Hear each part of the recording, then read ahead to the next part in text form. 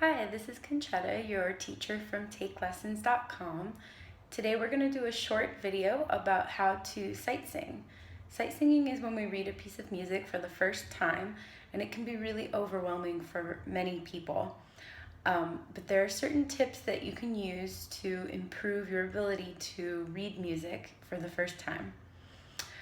First of all, we use solfege, which is a very important tool for sight singing. So it helps to start with the major scale, do, re, mi, fa, sol, la, ti, do.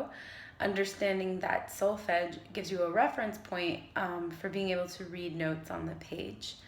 The relationship between the notes in the scale is called intervals, and intervals are the core of what makes up all melodies.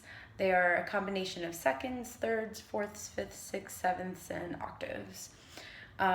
So to start, I would review the way that each interval sounds. Some people use songs as a reference point. For example, the octave, do, do. You could use the song Somewhere Over the Rainbow as a reference point, somewhere.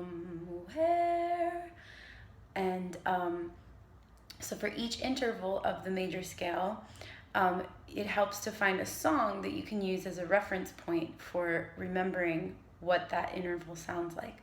And then when you study a piece of music for the first time, you should name the notes, but you should also name the solfege, and then identify the intervals between each of those notes. And it's very daunting when you do this exercise for the first time. But after doing it just a few times, you get better and better, and it becomes habit, and you don't need to think so much anymore. Practice makes perfect. It's important when you sight sing that you go through lots of different pieces of music, that you don't just study one song, because it's different than studying. It's being able to read something on sight without having a lot of time to figure it out. So I would maybe use one piece per practice session and completely change the piece each day that you practice.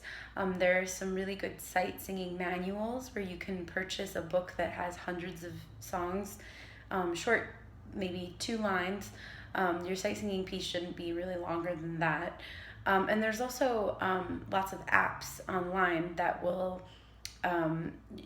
generate various melodies for you to sight sing. So again, it's very important to switch it up, do a different melody every day. I hope that these are some helpful tips about sight singing that we can get into more detail in with the lessons, and hope you enjoy.